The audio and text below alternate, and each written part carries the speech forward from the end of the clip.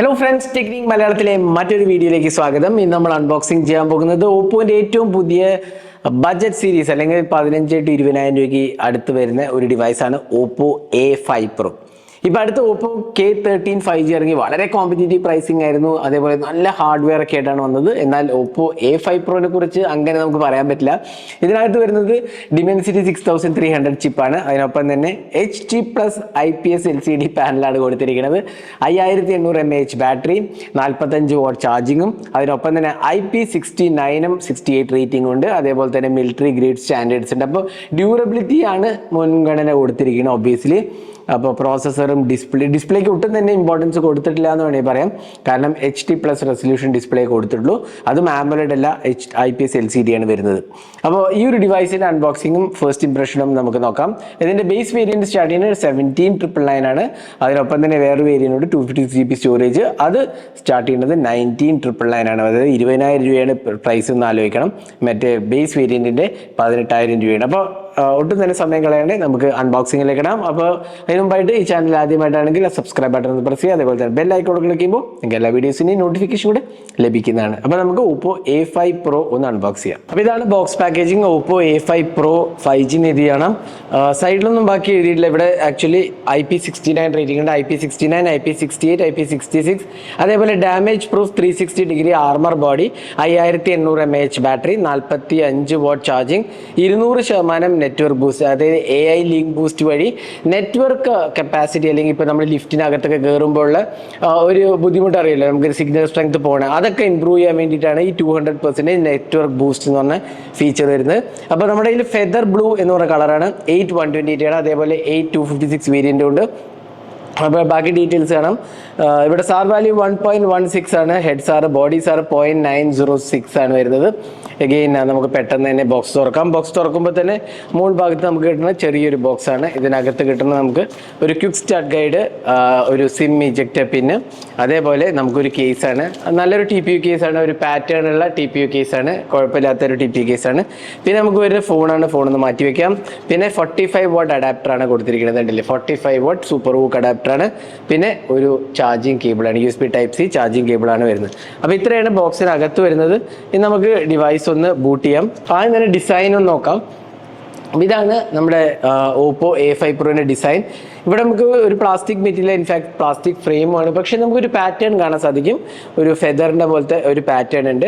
Camera unit ഒരു separate ഡെക്കോറാണ് കൊടുത്തിരിക്കുന്നത്. Dual 50 MP ക്യാമറയാണ്. ഓപ്പോൻ്റെ ബ്രാൻഡിങ് കാണാം. ഓവറോൾ നല്ല ബിൽഡ് ക്വാളിറ്റിയാണ്. പ്ലാസ്റ്റിക് ആണെങ്കിലും വളരെ റിജിഡായിട്ട് തോന്നുന്നുണ്ട്. അപ്പോൾ നല്ല ഒരു ബിൽഡ് ക്വാളിറ്റി. അതേപോലെ ആർമർ 360 പ്രൊട്ടക്ഷൻ ഉണ്ടെന്നാണല്ലോ പറയുന്നത്. അപ്പോൾ അത് വെച്ച് നോക്കുകയാണെങ്കിൽ നല്ലൊരു എക്സ്പീരിയൻസ് ആണ്. പിന്നെ IP68 റേറ്റിംഗ് ഉണ്ട്. ഡ്യുവൽ സ്റ്റീരിയോ സ്പീക്കേഴ്സാണ്. താഴെ USB Type-C പോർട്ടും പിന്നെ മൈക്രോഫോൺ കാണാം. മുകൾ ഭാഗത്ത് ഓപ്പണിംഗ്സ് സ്ലോട്ട്സ് ഒന്നുമില്ല. ഇവിടെ ഒരു സിം ട്രേ കാണാം. ഇവിടെ പവർ ആൻഡ് വോളിയം കീസ്. ഇത് തന്നെയാണ് ഫിംഗർ പ്രിന്റ് സ്കാനറായിട്ട് ആക്ട് ചെയ്യുന്നത്. ഇത് IPS LCD പാനലാണ്. അതുകൊണ്ട് തന്നെ ഇൻ ഡിസ്പ്ലേ ഫിംഗർ പ്രിന്റ് സ്കാനറിലെ സൈഡ് മൗണ്ടഡ് ആണ്. അപ്പോൾ ബിൽഡ് ക്വാളിറ്റി നല്ലതാണ്. അതേപോലെ വളരെ ടഫാണ് ബിൽഡ്. അതേപോലെ IP68 റേറ്റിംഗും കൊടുത്തിട്ടുണ്ട്. ഇനി ഡിസ്പ്ലേയിലേക്ക് വരുമ്പോൾ ഇതാണ് ഏറ്റവും വലിയ നിരാശ എന്ന് വേണമെങ്കിൽ പറയാവുന്നത്, അല്ലെങ്കിൽ ഒരു ഡൗൺ സൈഡ് എന്ന് പറയാവുന്നത്. IPS LCD പാനലാണ്. അതുമാത്രമല്ല ഇത് HD+ റെസൊല്യൂഷൻ ഡിസ്പ്ലേ ആണെന്നുള്ളതാണ്. 120 Hz ഉണ്ട്, എന്നാലും HD+ റെസൊല്യൂഷൻ ഡിസ്പ്ലേ കൊടുത്തുള്ളൂ. അതും ഈ പ്രൈസ് സെഗ്മെന്റിൽ 18,000 പ്രൈസ് സെഗ്മെന്റിൽ വെറും HD+ റെസൊല്യൂഷൻ ഡിസ്പ്ലേ എന്ന് പറഞ്ഞാൽ അത് ഡെഫിനറ്റ്ലി അൺആക്സെപ്റ്റബിൾ എന്നൊക്കെ വേണമെങ്കിൽ പറയാവുന്ന ഒരു എക്സ്പീരിയൻസ് ആണ്. അപ്പോൾ അതാണ് ഇതിൻ്റെ ഒരു പ്രോബ്ലം എന്ന് പറയുന്നത്. കാരണം ഒരു ഹയർ പ്രൈസ് സെഗ്മെന്റ് ഡെഫിനറ്റ്ലി നമുക്ക് വരുമ്പോൾ കുറച്ചും കൂടെ ബെറ്റർ ക്വാളിറ്റിയുള്ള ഒരു, അല്ലെങ്കിൽ റെസൊല്യൂഷനുള്ള ഡിസ്പ്ലേ ഡെഫിനറ്റ്ലി വേണം. ഇവിടെ നമുക്ക് ഇവിടെ ഇതുണ്ട്, സ്ക്രീൻ റിഫ്രഷ് റേറ്റ് നമുക്ക് ഹൈ 120 Hz സെറ്റ് ചെയ്യാവുന്നതാണ്. പക്ഷേ HD+ റെസൊല്യൂഷനെ കൊടുത്തുള്ളൂ. AMOLED അല്ല, IPS LCD ആണ്, പാനലാണ് കൊടുത്തിരിക്കുന്നത്. എന്നാൽ കളേഴ്സ് ഡീസൻറ്റ് കളേഴ്സാണ്, കുഴപ്പമില്ലാത്ത ഒരു കളേഴ്സാണ്. എഗെയിൻ ഈ പ്രൈസ് സെഗ്മെന്റിൽ ഒരു 18,000 രൂപയ്ക്ക് ഡെഫിനറ്റ്ലി AMOLED Full HD വേണം എന്നുള്ളതാണ് എനിക്ക് തോന്നുന്നത്. അപ്പോൾ നിങ്ങളുടെ അഭിപ്രായങ്ങൾ കമൻറ്റ് സെക്ഷനിൽ പോസ്റ്റ് ചെയ്യാം. ഇനി ഡിസ്പ്ലേന്റെ ബെസൽസ് നോക്കി, അതും വളരെ ലാർജാണ്. മുകൾ ഭാഗത്തും താഴെയും വളരെ ഹയർ ബെസൽസ് ആണ്. സൈഡിലെ കുഴപ്പമില്ല. എഗെയിൻ ഈ പ്രൈസ് സെഗ്മെന്റ് അനുയോജ്യമായ ഒരു ഡിസ്പ്ലേ ആണെന്ന് എനിക്ക് തോന്നുന്നില്ല. ഇനി അടുത്തത് സോഫ്റ്റ്വെയറിൻ്റെ കാര്യം പറയുകയാണെങ്കിൽ, സോഫ്റ്റ്വെയർ നമുക്ക് കിട്ടുന്നത് ഇവിടെ കളർ OS ആണ്. എബൌട്ട് ഡിവൈസ് എടുത്തു കഴിഞ്ഞാൽ കാണാം കളർ OS 15, അതേപോലെ ആൻഡ്രോയിഡ് 15 ആണ് ഔട്ട് ഓഫ് ബോക്സ് വരുന്നത്. ബാക്കി ഡീറ്റെയിൽസ് കാണാം. Dimensity 6300. പിന്നെ സോഫ്റ്റ്വെയറിന്റെ കാര്യം പറയുകയാണെങ്കിൽ എല്ലാ ഓപ്പോയിൽ വരുന്ന എല്ലാ ഫീച്ചേഴ്സും തന്നെ നമ്മുടെ കിട്ടുന്നുണ്ട്. അപ്പോൾ അതിലൊന്നും വലിയ കോംപ്രമൈസ് ഇല്ല. എല്ലാ ഫീച്ചേഴ്സും വാൾപേപ്പർ ആൻഡ് സ്റ്റൈലിൽ നമുക്ക് പോയി കഴിഞ്ഞാൽ അതുണ്ട്. ഫ്ലക്സ് തീംസ്, ഫോൺസ്, ഐക്കൺസ്, ഇങ്ങനത്തെ കാര്യങ്ങളൊക്കെ കസ്റ്റമൈസ് ചെയ്യാനുള്ള ഓപ്ഷൻ ഉണ്ട്. ഓവറോൾ UI എക്സ്പീരിയൻസ് നല്ലതാണ്. നോട്ടിഫിക്കേഷൻ ടോഗിൾസ് ആണെങ്കിലും കുഴപ്പമില്ല. എന്നാൽ ബ്ലോട്ട്വെയർസിൻ്റെ കാര്യം പറയുകയാണെങ്കിൽ ഒരുപാട് ബ്ലോട്ട്വെയർസ് ഉണ്ട്. ടിപ്പിക്കൽ ഓപ്പോയിൽ വരുന്ന മാതിരി ഒരുപാട് ബ്ലോട്ട്വെയർസ് ഉണ്ട്. എന്നാൽ ഇതിൽ ഒട്ടുമിക്കതും നമുക്ക് അൺഇൻസ്റ്റാൾ ചെയ്ത് കളയുക എന്നുള്ളതാണ് ആകെയുള്ള ആശ്വാസം. കണ്ടില്ല, ഒരുപാട് ബ്ലോട്ട്വെയർസ് ഇതിനകത്ത് പ്രീ ഇൻസ്റ്റാൾഡ് ആണ്. അപ്പോൾ അതെല്ലാം നമുക്ക് എടുത്ത് അൺഇൻസ്റ്റാൾ ചെയ്ത് കളഞ്ഞാൽ കുറച്ചും കൂടെ ക്ലീനർ ലുക്കിംഗ് UI കിട്ടും എന്നുള്ളതാണ് ഒരു ആശ്വാസം.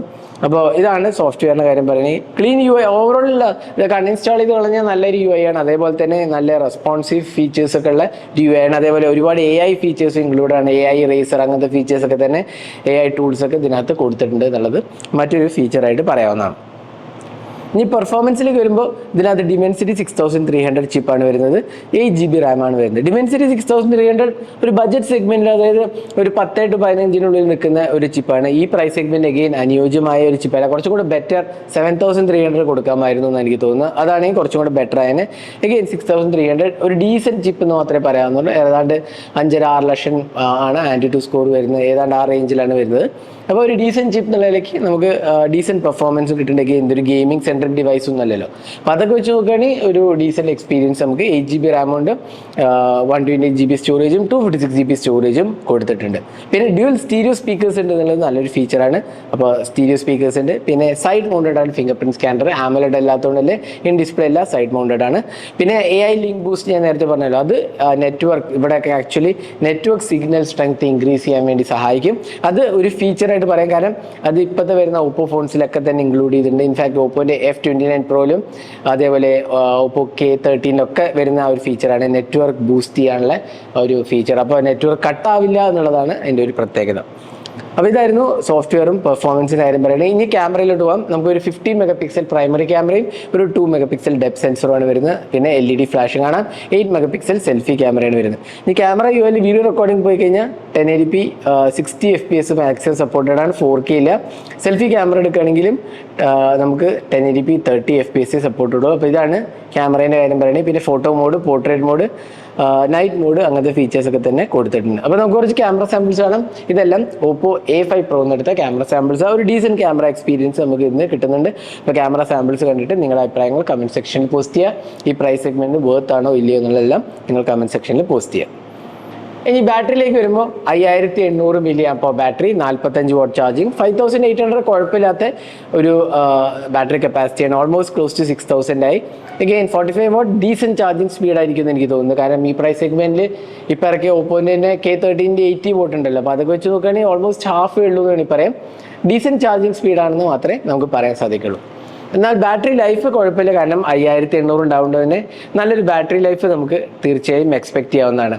അപ്പോൾ ഇതായിരുന്നു ഓപ്പോ A5 Proൻ്റെ ഒരു അൺബോക്സിങ് ഹാൻഡ്സ് ഓൺ എക്സ്പീരിയൻസ്. അപ്പോൾ 17,999 രൂപയ്ക്ക് എനിക്ക് തോന്നുന്നു ഇത് അത്രയ്ക്ക് ഒരു ഫീച്ചർ റിച്ച് ഫോണൊന്നുമല്ല. എന്നാൽ ഇതിന് ഡ്യൂറബിലിറ്റിയാണ് മുൻതൂക്കം കൊടുത്തിരിക്കുന്നത്. IP68, IP69, IP66, 360° armour body, അങ്ങനത്തെ കാര്യങ്ങൾക്കാണ് ഇമ്പോർട്ടൻസ് കൊടുത്തിരിക്കുന്നത്. അപ്പോൾ ആ ഒരു ഫീച്ചർ എക്സ്ട്രീംലി ഡ്യൂറബിൾ ആയ ഒരു ഫോൺ നിങ്ങൾ വാങ്ങാനുള്ള പ്ലാൻ ഉണ്ടെങ്കിൽ ഇത് ചൂസ് ചെയ്യാവുന്നതാണ്. എന്നാൽ ഡിസ്പ്ലേ എക്സ്പീരിയൻസ് വളരെ ആവറേജ് ആയിരുന്നു. അതേപോലെ തന്നെ processor not up to the mark എന്ന് വേണമെങ്കിൽ പറയാം. കാരണം ഈ പ്രൈസ് സെഗ്മെൻറ്റിൽ കുറച്ചും കൂടെ ബെറ്റർ പ്രോസസ്സർ കൊടുക്കാമായിരുന്നു. അപ്പോൾ ഇതായിരുന്നു ഓപ്പോ A5 Proൻ്റെ അൺബോക്സിങ്ങും ഫസ്റ്റ് ഇംപ്രഷനും. ഈ വീഡിയോ നിങ്ങൾക്ക് ഇഷ്ടപ്പെട്ടെന്നിരിക്കുന്നു. കൂടുതൽ വീഡിയോസിനായി ചാനൽ സബ്സ്ക്രൈബ് ചെയ്യുക. Thanks for watching. Hope to see you next video. Have a great day.